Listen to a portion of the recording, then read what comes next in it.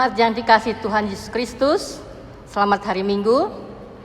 Kami presbiter yang bertugas mengucapkan selamat beribadah di hari Pentakosta.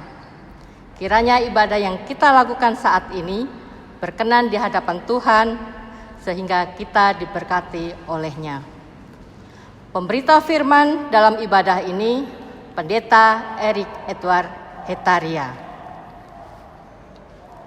Jemaat, marilah kita menyambut firman Tuhan yang hadir di tengah-tengah persekutuan kita.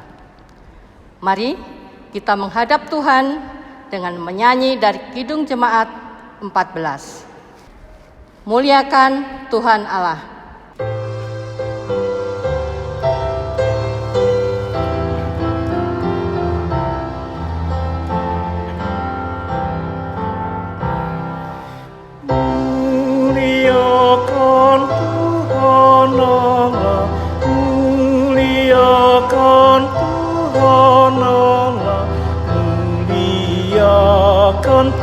Pimpinannya dalam kasih sayangnya.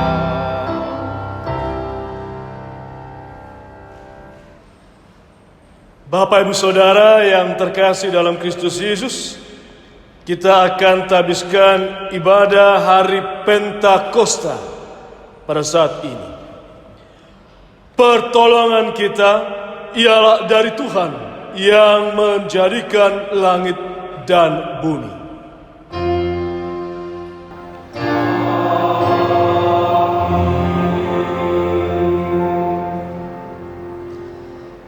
Nas pembimbing untuk hari ini diambil dari Injil Yohanes pasal yang ke-14 ayat yang ke-26 yang berbunyi demikian.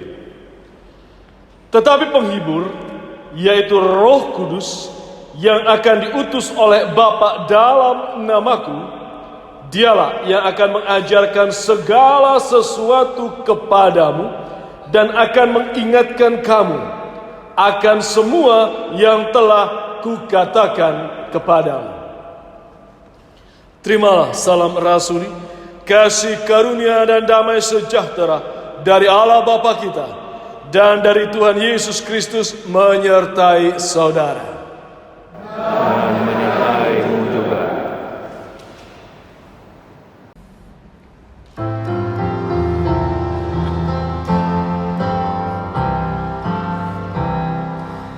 Kami datang kepadamu, kami datang kepadamu, bersyukur sebulat hati karena kasih-Mu besar.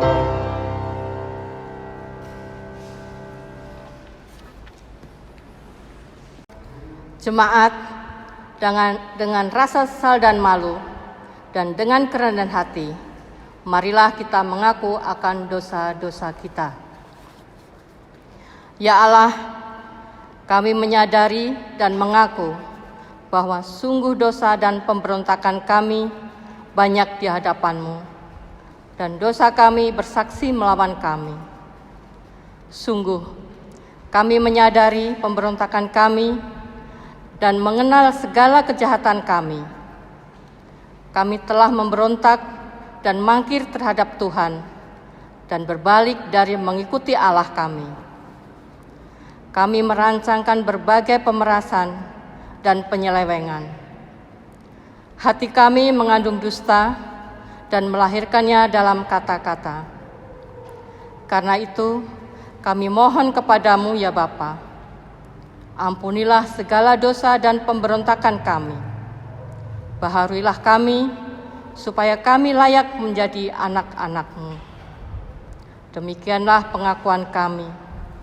Dengarlah ya Tuhan.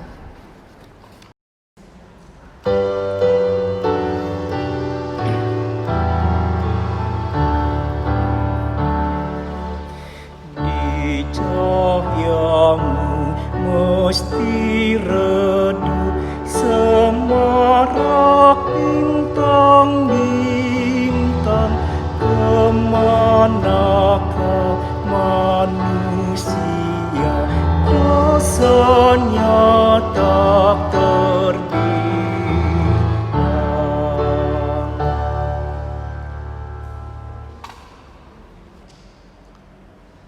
Jemaat yang terkasih, kepada setiap orang yang telah mengaku dosa dan bertobat, disampaikan berita anugerah pengampunan seperti tertulis di dalam Kisah Para Rasul pasal yang kedua ayat yang ke-38 yang mengatakan, jawab Petrus kepada mereka, "Bertobatlah dan hendaklah kamu masing-masing memberi dirimu dibaptis dalam nama Yesus Kristus untuk pengampunan dosamu.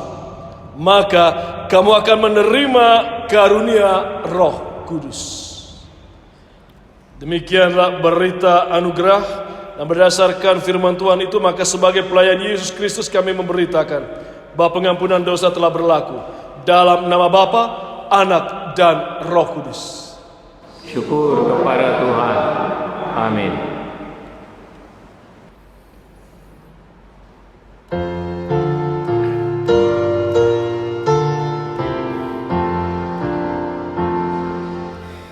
Itulah rahmat yang abadi, yang melampaui akalku. Tuhan, kau rangkul dalam kasih pedosa yang menjauhimu. Hatimu iba tergerak mencari aku yang sesat.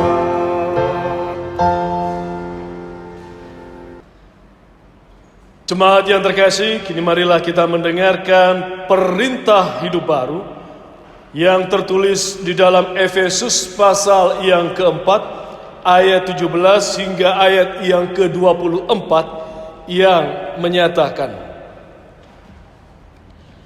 "Sebab itu kukatakan dan kutegaskan ini kepadamu di dalam Tuhan. Jangan hidup lagi sama seperti orang-orang yang tidak mengenal Allah dengan pikirannya yang sia-sia dan pengertiannya yang gelap, jauh dari hidup persekutuan dengan Allah karena kebodohan yang ada di dalam mereka dan karena kedegilan hati mereka. Perasaan mereka telah tumpul sehingga mereka menyerahkan diri kepada hawa nafsu dan mengerjakan dengan serakah segala macam kecemaran. Tetapi kamu bukanlah demikian. Kamu telah belajar mengenal Kristus, karena kamu telah mendengar tentang Dia dan menerima pengajaran di dalam Dia menurut kebenaran yang nyata dalam Yesus, yaitu bahwa kamu berhubung dengan kehidupan kamu yang dahulu harus menanggalkan manusia lama yang menemui kebinasaannya oleh nafsunya yang menyesatkan, supaya kamu dibaharui di dalam roh dan pikiranmu, dan mengenakan manusia baru yang telah diciptakan menurut kehendak Allah di dalam kebenaran dan kekudusan yang sesungguhnya." Demikianlah perintah hidup baru. Roh Kudus menolong kita mewujudkan kemuliaan Allah dalam seluruh hidup dan kesaksian kita di dunia.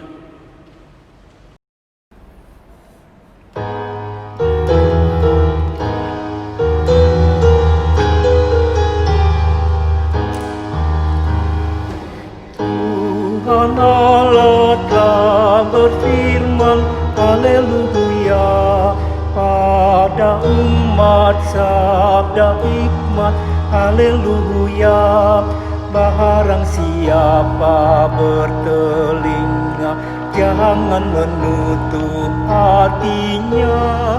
Yang mau belajar, hai dengarlah firman yang bakal. Tuhan Allah telah berfirman, haleluya, pada umat sabda hikmat, haleluya.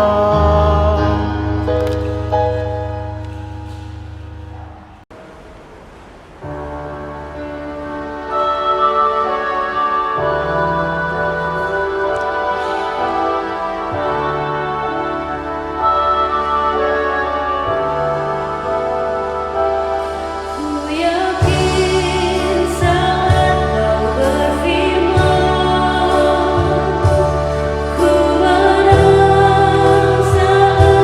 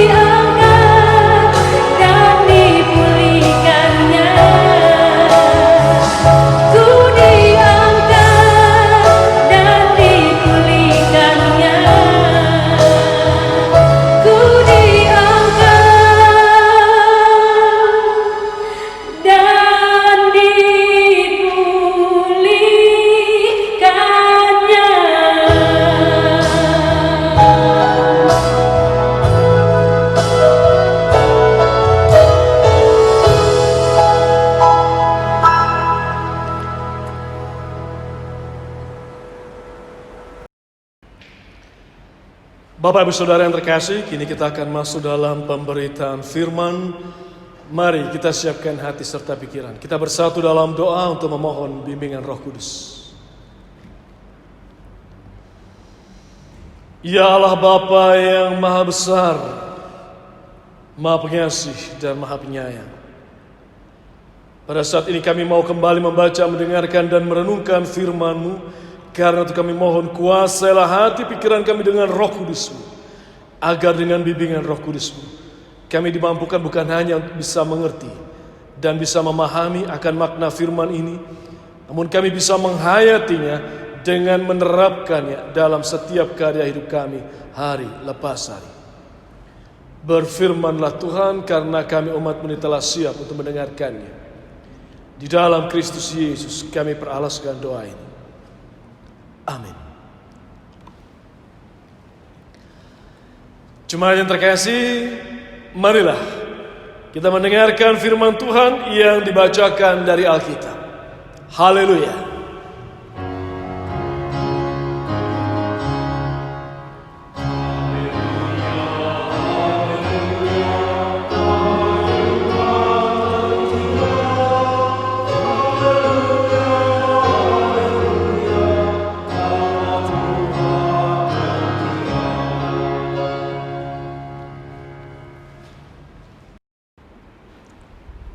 Pembacaan Alkitab hari ini terambil dari kitab Yoel pasal yang kedua, ayat yang ke-28 hingga ayat yang ke-29, yang menyatakan, hari Tuhan, kemudian daripada itu akan terjadi bahwa aku akan mencurahkan rohku ke atas semua manusia.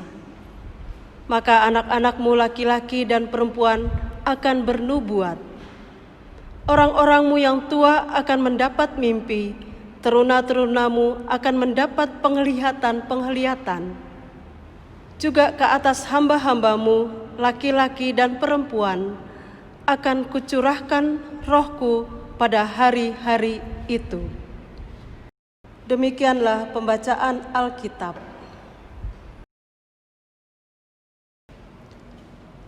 Hendaklah sabda Kristus dengan segala kekayaannya menetap di antara kamu, dan ucaplah syukur kepada Allah.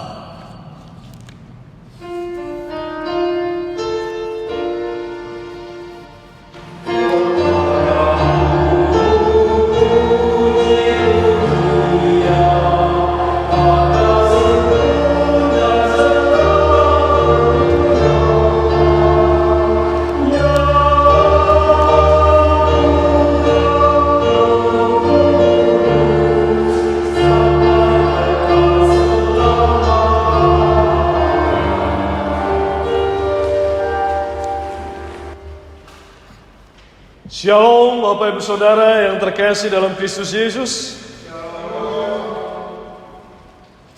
Renungan pada saat ini kitab Yoel. Konteks kitab Yoel berbicara mengenai wabah. Namun bukan wabah pandemik seperti yang kita alami pada saat ini. Dia berbicara mengenai wabah belalang. Ada bencana, ada wabah belalang yang datang menghampiri bangsa Israel pada saat itu sebagai bentuk hukuman. Teguran Tuhan bagi bangsa Israel. Kenapa? Karena bangsa Israel tidak lagi hidup sesuai dengan apa yang Tuhan kehendaki. Mereka tidak setia kepada Tuhan, melanggar titah perintah kehendak Tuhan. Itu sebabnya umat Israel, bangsa Israel pada waktu itu diminta untuk bertobat. Yoel sampaikan pesan itu. Coba kita perhatikan bacaan ini dari pasal yang kedua. Itu ayat yang ke-12 sampai ayat yang ke-17. Itu perikopnya berbicara mengenai seruan untuk bertobat. Yoel berseru menyampaikan pesan dari Tuhan, bertobat kalian gitu.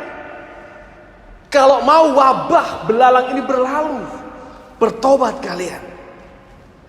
Kemudian kalau kita baca ayat 18 sampai ayat 27, di situ ada janji yang disampaikan oleh Yoel kepada bangsa Israel. Janji Tuhan kalau mereka mau bertobat. Ketika mereka mau bertobat, Tuhan akan pulihkan mereka. Di ayat yang ke-25, tertulis, Aku, maksudnya Tuhan, akan memulihkan kepadamu tahun-tahun yang hasilnya dimakan habis oleh belalang dan selanjutnya. Tuhan akan pulihkan. Kalau mereka mau bertobat, mereka mau merubah hati mereka, kembali hidup sesuai dengan apa yang Tuhan kehendaki.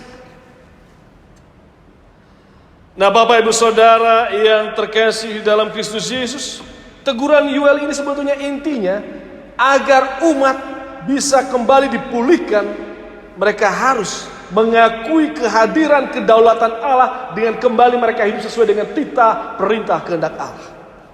Masalahnya Bapak Saudara, manusia seringkali hidup sesuai dengan ego, sesuai dengan kehendaknya, ambisi nafsunya. Apa bisa mereka merubah hati mereka, memperbaiki tingkah laku mereka, kembali menempatkan Allah di dalam hati mereka? Sulit, karena itulah keberadaan kita manusia. Karakter kita selalu mengikuti ego kita, ambisi kita, nafsu kita. Kita selalu dan selalu jatuh di dalam dosa. Itu keberadaan kita manusia. Itu sebabnya Yoel berkata bahwa perubahan itu akan dimungkinkan hanya ketika roh Allah ada di dalam hati. Ketika roh Allah dalam hati kita, roh Allah akan memimpin hati pikiran kita. Bukan rohku, egoku, mauku, kehendakku. Itu sebabnya bacaan kita di Yoel pasal 2 ayat yang ke-28 tertulis, kemudian daripada itu akan terjadi bahwa aku, Tuhan, akan mencurahkan rohku ke atas semua manusia. Maka anak-anakmu laki-laki dan perempuan akan bernubuat, dan orang-orangmu yang tua akan mendapat mimpi, teruna-terunamu akan mendapat penglihatan-penglihatan. Juga ke atas hamba-hambamu laki-laki dan perempuan akan kucurahkan rohku pada hari-hari itu. Ada nubuatan dari Yoel di sini. Mungkin kok itu perubahan itu. Ketika roh Allah dicurahkan memimpin hati pikiran kita untuk kita kembali hidup sesuai dengan apa yang Bapa kehendaki, apa yang Tuhan maui. Bapak Ibu Saudara yang terkasih di dalam Kristus Yesus, apa yang disampaikan oleh Yoel bahwa Allah akan mencurahkan rohnya kepada semua orang, anak-anak, orang tua, remaja, teruna, hamba-hamba. Sebetulnya di sini juga sejajar dengan apa yang disampaikan oleh Yeskiel. Saya bacakan di dalam kitab Yeskiel pasal 36. Yeskiel 36 ayat 26. Yeskiel pasal 36 ayat 26 dan 27. Di situ tertulis, kamu akan kuberikan hati yang baru dan roh yang baru di dalam batinmu. Dan aku, Tuhan, akan menjauhkan dari tubuhmu hati yang keras. Kuberikan kepadamu hati yang taat. Rohku, roh Tuhan, akan kuberikan diam di dalam batinmu. Dan aku akan membuat kamu hidup menurut segala ketetapanku dan tetap berpegang pada peraturan-peraturanku dan melakukannya. Yeskiel bicara gitu. Nah, ada nubuatan dari Yeskiel. Nanti roh Tuhan juga akan diberikan. Dan roh itu akan menguasai hati kita. Kita diberi roh yang baru. Roh Allah di dalam hati pikiran kita membuat kita hidup sesuai dengan ketetapan Tuhan, peraturan Tuhan, kehendak Tuhan. Itu disampaikan di dalam kitab Yeskiel. Karena hanya roh Allah yang bisa membuat kita hidup seperti apa yang Tuhan kehendaki. Musa saja kalau kita baca kitab Bilangan Bapak Ibu, Musa tuh berharap semua orang Israel juga dapat roh Allah begitu, supaya mereka tidak tegar tengkuk. Kalau saya baca di dalam Bilangan pasal 11, itu dari ayat yang ke-24, ketika Musa di dalam tugasnya untuk menghakimi, menegakkan kebenaran, dia harus dibantu oleh 70 orang tua-tua. Di ayat yang ke-29 Musa bilang apa? Kalau seluruh umat Tuhan menjadi nabi, oleh karena Tuhan memberi rohnya hinggap kepada mereka. Musa aja berharap roh Allah itu juga diberikan kepada semua umat Israel, supaya dia gak capek. Karena orang Israel tegar tengkuk, keras kepala, tegar.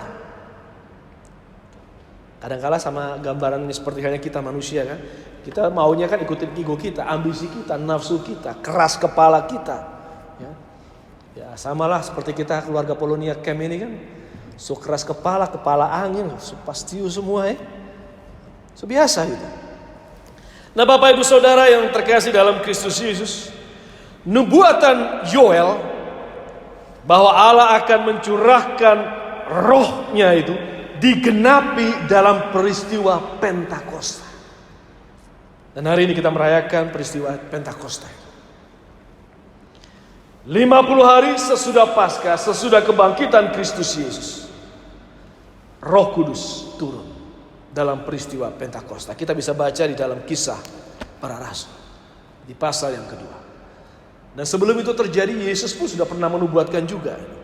Di dalam nas pembimbing kita tadi dikatakan dalam Injil Yohanes pasal 14 ayat 26, tetapi penghibur yaitu Roh Kudus yang akan diutus oleh Bapa dalam namaku, dialah akan mengajarkan segala sesuatu kepadamu dan akan mengingatkan kamu akan semua yang telah kukatakan kepadamu. Yesus sudah sampaikan juga bahwa Roh Kudus ini yang dia janjikan ini akan membuat mereka mengerti, ingat akan segala sesuatu yang telah disampaikan oleh Tuhan Yesus. Hidup sesuai dengan kebenaran firman Tuhan. Kita perhatikan dalam Kisah Para Rasul pasal yang kedua, Bapak Ibu. Di situ judul perikopnya mengenai peristiwa Pentakosta ketika Roh Kudus turun. Kalau kita baca mulai ayat yang ke-16, Kisah Para Rasul pasal 2 ayat yang ke-16. Di situ Petrus menekankan bahwa nubuatan Nabi Yoel itu sudah digenapi. Petrus bilang apa? Di dalam Kisah pasal 2 ayat yang ke-16. Tetapi itulah yang difirmankan Allah dengan perantaraan Nabi Yoel. Akan terjadi pada hari-hari terakhir, demikianlah firman Allah, bahwa aku akan mencurahkan rohku ke atas semua manusia. Maka anakmu laki-laki dan perempuan akan bernubuat, dan teruna-terunamu akan mendapat penglihatan-penglihatan, dan orang-orangmu yang tua akan mendapat mimpi. Juga ke atas hamba-hambaku laki-laki dan perempuan akan kucurahkan rohku pada hari-hari itu, dan mereka akan bernubuat dan selanjutnya. Petrus menekankan ketika hari Pentakosta, ketika Roh Kudus turun kepada para murid, bukan hanya Petrus, tapi murid-murid yang berkumpul pada saat itu, mereka melakukan pekerjaan sesuai apa dengan Tuhan kehendaki. Karena apa? Bimbingan Roh Kudus itu. Roh Kudus ini yang memampukan, memperlengkapi para murid untuk mereka bersaksi tentang karya keselamatan Allah kepada umat manusia. Dan peristiwa Pentakosta juga merupakan peristiwa hari lahirnya gereja. Gereja di dunia ini lahir di dalam peristiwa Pentakosta. Ketika Roh Kudus turun, disitulah gereja lahir. Dimulai oleh para murid-murid. Dan Bapak Ibu Saudara, gereja hadir sudah 2 milenium. Dia bertahan. Bertahan lalui berbagai macam perang. Wabah, pandemik. Pandemik ini bukan hanya terjadi pada saat ini. Tiap abad punya cerita tersendiri tentang wabah. Pada tahun 1918 sampai 1920 pun ada wabah yang dikenal dengan flu Spanyol itu. Itu lebih dari 50 juta orang di Eropa yang tewas karena wabah tersebut, karena pandemik itu. Tapi gereja laluin itu semua. 2000 tahun survive, hidup hingga saat ini, detik ini. Bahkan saya yakin lewat pandemik ini gereja akan terus hadir, berkarya. Bukan karena kemampuan para gembala memanage organisasi institusi gereja, tidak. Tapi karena pekerjaan Roh Kudus. Gereja adalah buah hasil karya dari Roh Kudus itu. Nah Bapak Ibu Saudara yang terkasih dalam Kristus Yesus, karunia Roh Kudus dalam bacaan kita, kalau kita perhatikan di dalam kitab Yoel ini, diberikan kepada semua manusia. Manifestasi Roh Kudus ini tidak terbatas pada usia. Hanya orang-orang tua, senior yang punya hikmat kebijakan, pengalaman, tidak. Anak muda, teruna-teruna, Tuhan beri. Dan tidak diberikan hanya pada kalangan tertentu, orang yang mapan, tidak. Dikatakan di sini hamba-hamba. Semua status sosial, Roh Kudus diberikan kepada setiap orang.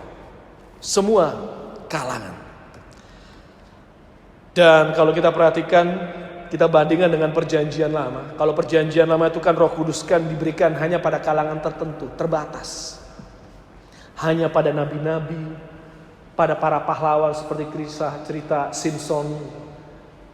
Tapi dalam peristiwa Pentakosta, perjanjian baru kita lihat diberikan kepada semua manusia. Perjanjian baru berbicara bahwa Roh Kudus diberikan kepada semua orang, termasuk para teruna. Dan saya berharap kita betul-betul mengerti, memahami itu. Roh Kudus itu bekerja bagi semua orang. Jadi mari kita berikan ruang kepada semua orang, termasuk teruna, termasuk pemuda. Mereka bisa berkarya karena Roh Kudus yang perlengkapi mereka. Roh Kudus yang perlengkapi kita untuk menghadirkan kerajaan Allah di muka bumi, memampukan kita menjadi Allah damai sejahtera. Roh Kudus akan memberikan kita karunia untuk melayani, memimpin, mengajar, menggembalakan, bermain musik, menyanyi dan selanjutnya. Itu pekerjaan Roh Kudus. Dan karunia ini berkembang sesuai dengan perkembangan zaman. Kalau dulu mungkin karunia Roh Kudus dibutuhkan untuk menulis naskah-naskah ya, atau ayat-ayat firman Tuhan di atas kertas papirus, perkamen. Kalau sekarang lebih dibutuhkan karunia untuk meletakkan naskah teks-teks Alkitab di medsos, di komputer, di internet. Dan kita butuh teruna, kaum muda yang lebih mengerti itu. Kenapa ya? Karena mereka memang punya kapabilitas untuk itu. Beri ruang untuk mereka berkarya dalam kehidupan kita bergereja. Dan buah dari Roh Kudus itu juga kita bisa lihat Bapak Saudara, kelihatan dalam persekutuan di gereja itu. Ada tidak kasih itu? Kalau kita baca dalam Galatia pasal 5 ayat 22, ada tidak kasih? Kalau di gereja itu tidak ada kasih, tidak ada sukacita, tidak ada damai sejahtera, tidak ada kesabaran, tidak ada kemurahan, kebaikan, kesetiaan, kelemah lembutan, penguasaan diri, berarti tidak ada Roh Kudus di situ. Dan ketika Roh Kudus tidak lagi diberikan ruang di dalam kehidupan bergereja, yang tersisa hanya keterbatasan kita manusia. Hanya kemampuan kita manusia berusaha memanage gereja itu. Dan dengan keterbatasan kita manusia, tinggal tunggu waktu, gereja akan habis. Biarkan Roh Kudus yang bekerja, berkarya. Roh Kudus yang menguasai kita. Dan buahnya akan nampak di dalam kehidupan bergereja itu. Ada kasih, ada sukacita, ada damai sejahtera, ada kelemah lembutan, kebaikan, kesetiaan, penguasaan diri dan sebagainya. Nah, catatannya untuk Bapak, itu saudara, untuk kita, sudah belum dalam kehidupan kita sebagai gereja kita diperbaharui oleh Roh Kudus. Kalau kita lihat kisah Yoel, umat dihukum oleh wabah karena mereka tidak hidup sesuai apa yang Tuhan kehendaki. Yoel bilang, nanti akan ada Roh Kudus yang memimpin kalian hidup sesuai dengan kehendak Tuhan. Roh Kudus sudah diberikan kepada kita. Ketika ada wabah atau pandemi datang menghampiri, kita perlu introspeksi diri. Mungkin ini ganjaran. Tuhan perkenankan ini terjadi karena mungkin kita tidak hidup sesuai dengan kehendak Tuhan.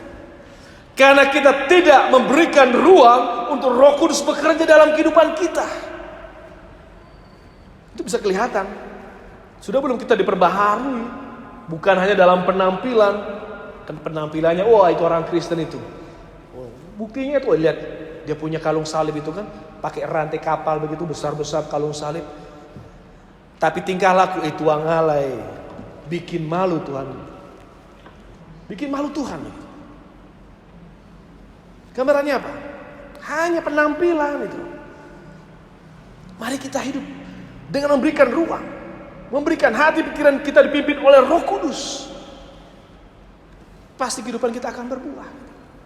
Lalu bagaimana supaya Roh Kudus itu bisa ada dalam kehidupan kita?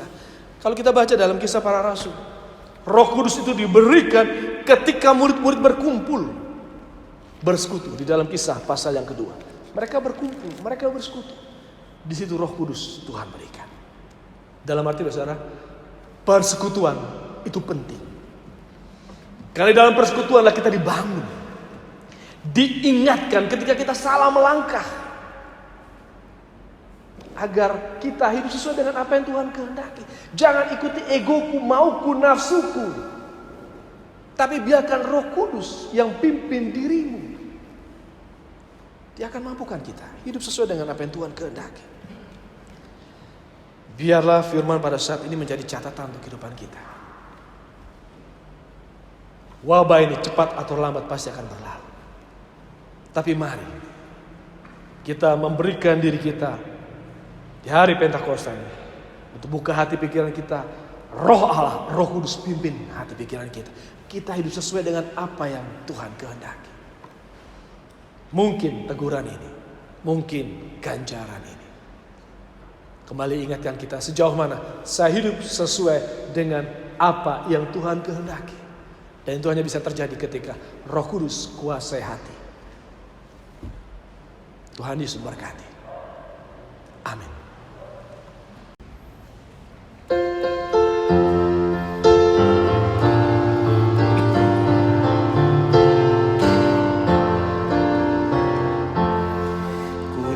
Tidak mau menetap di dalam bimbang dan gelap.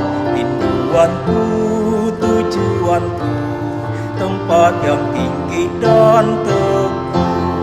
Ya Tuhan, angkat diriku lebih dekat kepadamu.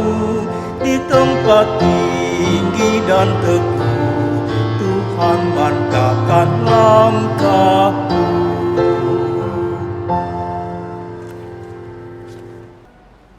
Jemaat yang terkasih, kini marilah bersama-sama dengan semua orang percaya di segala waktu dan tempat. Kita akan mengaku iman menurut pengakuan iman rasuli. Dengan hati dan mulut masing-masing orang berkata, Aku percaya kepada Allah, Bapa yang Maha Kuasa, Halik langit dan bumi, dan kepada Yesus Kristus, Anak yang tunggal Tuhan kita, yang dikandung dari Roh Kudus, lahir dari anak kita Maria, yang menderita di bawah pemerintahan Pontius Pilatus, disalibkan, mati dan dikuburkan, turun ke dalam kerajaan, pada hari yang ketiga bangkit pula dari orang mati, naik ke surga, duduk di sebelah kanan Allah, Bapa yang Maha Kuasa, yang akan datang dari sana untuk menghakimi orang yang hidup dan mati. Aku percaya kepada Roh Kudus, gereja yang kudus dan persekutuan orang kudus, pengampunan dosa, kebangkitan daging, dan hidup yang kekal. Kita akan masuk dalam doa syafaat. Mari kita bersatu dalam doa.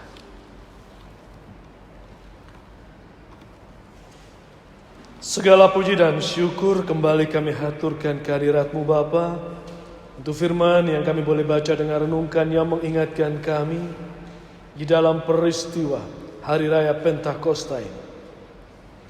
Sudahkah kami dalam kehidupan ini memberi diri kami untuk dipimpin oleh Roh Kudus-Mu? Atau kami hanya membiarkan diri kami mengikuti ego kami, ambisi nafsu kami, sehingga kami kerap hidup seperti halnya domba yang mengembara jauh dari jalan-Mu. Kami mengikuti langkah hati kami. Kami larut, kami tersesat jauh. Ampuni kami Tuhan. Biar Roh Kudus-Mu akan terus-menerus melalui proses membentuk kami untuk kami hidup seturut dengan apa yang Tuhan kehendaki. Kami serahkan diri kami, seluruh keluarga besar Jemaat Penabur, hanya ke dalam tangan kasih Bapa di sorga. Juga kami semua yang ambil bahagian dalam penata-layanan di Jemaat Penabur ini. Kami para presbiter, unit-unit misioner, pelayan pengurus pekat, pengurus komisi BPPJ, panitia renovasi, para pegawai gereja, mampukan kami bisa berikan yang terbaik. Kami juga berdoa untuk umat-Mu yang merasakan rasa syukur luar biasa karena pada hari Tuhan juga boleh genapkan setahun lagi usianya. Untuk keberadaan Darren Nathanael Runtu Rambi, dia dengan bertambah usia, bertambah hikmat kebijakan di dalam dia menentukan jalan terbaik di dalam berkarya bagi Tuhan. Dan saudara kami yang lain yang sepekan ini bertambah usianya, atau usia bahtera kehidupan rumah tangganya. Bukan kami mengungkapkan rasa syukur kami dengan siap untuk melayani Tuhan, berkarya bagi Tuhan, menjadi Allah damai sejahtera, menghadirkan kerajaan Tuhan di muka bumi ini melalui bimbingan Roh Kudus. Kami juga serahkan keluarga besar Jemaat Penabur yang sedang bergumul di tengah-tengah kondisi pandemik atau wabah ini. Mereka yang kehilangan pekerjaan, mereka yang terlilit beban ekonomi, mereka yang mungkin juga harus terpapar sakit. Kami serahkan kepada Saudari Wahyu Ningsih, Ibu Maria Tetelepta, Bapak Frans Nanuleta, Ibu Nancy Tanate, Ibu Adelina Pitupulu, Ibu Setiawati Mumpuningsih, Ibu Setiani, Ibu Hansina Manuhutu, Ibu Fitze Poceratu, Ibu Sutarti Runtuweni, Ibu Stevi Saleh, dan saudara-saudara kami yang lain yang sedang berada dalam proses pemulihan. Untuk mereka yang terbaring lemah, kami mohon Tuhan, kemurahan hati Tuhan, Tuhan boleh jamah pulihkan mereka, karena Tuhan punya kuasa untuk itu. Namun kami hanya bisa memohon kesembuhan, kepulihan, mujizat itu hanya di dalam nama Tuhan Yesus Kristus. Namun kalau Tuhan perkenankan kami harus pikul salib penderitaan tersebut, beri kami kekuatan, kesabaran, ketabahan. Dan kami juga berdoa untuk negeri tercinta ini. Mampukan kami bahu-membahu dalam menghadapi pandemi COVID-19 ini. Semua aparatur, tenaga medis, para perawat, dokter yang berjuang di garda terdepan, Tuhan berikan mereka kekuatan, kesabaran, ketabahan. Berikan juga hikmat kebijakan kepada para pemimpin di negeri ini untuk bisa sama-sama saling bahu-membahu menghadapi wabah ini, agar damai juga boleh hadir selalu di negeri ini, dan kami boleh bersama-sama melalui wabah ini. Dan kami berdoa untuk mereka semua yang terdampak COVID ini di muka bumi ini. Tuhan jamah pulihkan. Biarlah badai ini, pandemik ini boleh berlalu segera. Kami hanya bisa memohon Tuhan. Kami hanya bisa mohon, biarlah kehendak Tuhan yang jadi. Dan biarlah semua anak-anak Tuhan, para pengikut Kristus Yesus di muka bumi ini, di peristiwa hari raya Pentakosta ini, kembali kami diperlengkapi untuk hidup sesuai dengan apa yang Tuhan kehendaki. Biarlah ganjaran ini boleh berlalu daripada kami. Dan kami tetap di dalam iman percaya kami setia kepada Tuhan Yesus, Tuhan dan Juru Selamat kami. Dan ajar kami Tuhan meletakkan setiap keinginan kami di bawah kehendak-Mu yang penuh dengan rancangan damai. Inilah doa permohonan kami. Ya Tuhan, di dalam pengasihan-Mu kami mohon, peliharalah kami di dalam Kristus Yesus, Tuhan dan Juru Selamat kami, yang juga telah mengajar kami berdoa. Bapa kami di surga, dikuduskanlah nama-Mu, datanglah kerajaan-Mu, jadilah kehendak-Mu seperti di surga. Berilah kami hari ini makanan kami yang secukupnya, dan ampunilah kami seperti kami juga mengampuni orang yang bersalah kepada kami. Dan jangan bawa kami ke dalam pencobaan, tapi lepaskanlah kami dari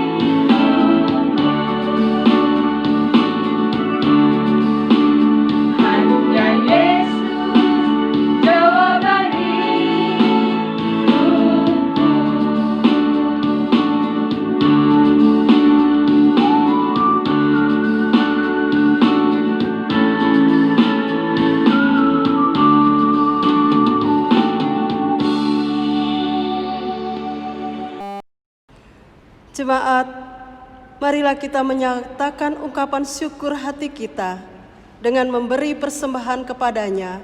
Dengarlah nats Alkitab yang terambil dari Amsal pasal yang ketiga ayat yang ke-9 hingga ayat yang ke-10 yang mengatakan, "Muliakanlah Tuhan dengan hartamu dan dengan hasil pertama dari segala penghasilanmu. Maka lumbung-lumbungmu akan diisi penuh sampai melimpah-limpah, dan bejana pemerahanmu akan meluap dengan air buah anggurnya." Tuhan memberkati saudara dan persembahan saudara. Diberitahukan kepada seluruh warga jemaat bahwa persembahan dapat diberikan dengan cara melalui rekening Majelis Jemaat GPIB Penabur yang tertera pada benih atau dapat diserahkan di kotak yang telah disediakan di depan pintu gereja pada hari Kamis sampai dengan pada hari Sabtu mulai pukul 8 sampai dengan pukul 12 waktu Indonesia bagian Barat, dan khusus hari Minggu pula pukul 8 waktu Indonesia bagian Barat sampai dengan pukul 14 waktu Indonesia bagian Barat, atau dapat diserahkan kepada majelis terdekat untuk dibantu dalam menyerahkan persembahan dan persepuluhan tersebut. Marilah kita nyanyikan Kidung Jemaat 335, bait yang pertama, Manusia yang Meluku.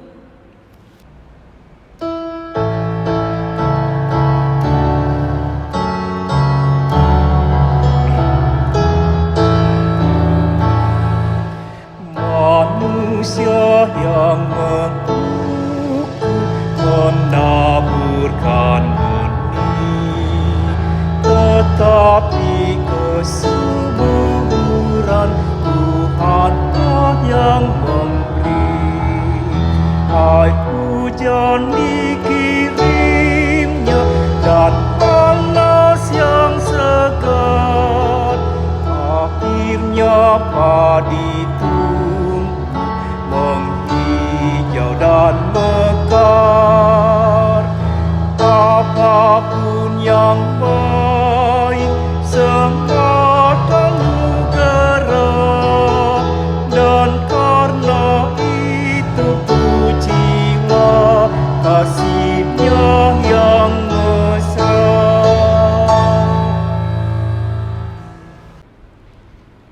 Jemaat, marilah kita menyerahkan persembahan ini kepada Tuhan. Dalam doa syukur kita berdoa. Ya Tuhan Yesus, Engkaulah segala-galanya dan sumber hidup kami. Apa yang kami berikan ini adalah dari tangan-Mu jua, dan karena itu kami persembahkan seluruhnya untuk kemuliaan-Mu. Ya Yesus, anak domba Allah, Engkaulah layak menerima segala kuasa dan kekayaan, hikmat dan kekuatan, hormat, kemuliaan, dan puji-pujian. Amin. Jemaat terkasih, marilah kita pulang untuk menjadi saksi baginya di tempat kita berada. Pergilah dengan sejahtera, serta lakukanlah firman Tuhan di dalam tugas dan panggilanmu di tengah masyarakat dan bangsa. Ku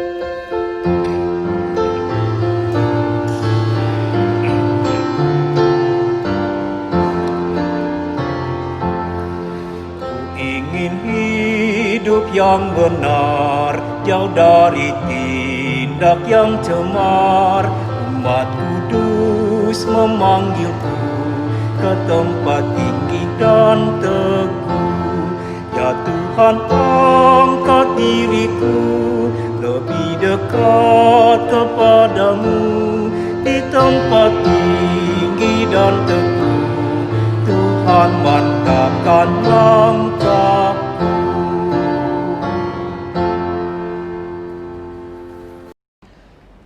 Angkatlah hati dan arahkan pikiranmu kepada Tuhan, serta terimalah berkat-Nya. Tuhan memberkati engkau dan melindungi engkau.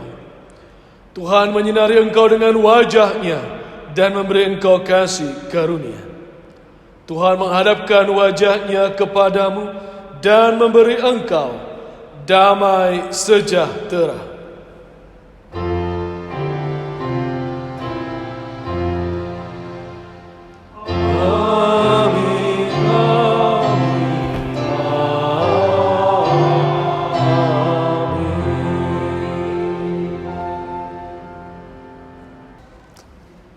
Selamat merayakan Hari Raya Pentakosta. Tuhan Yesus memberkati.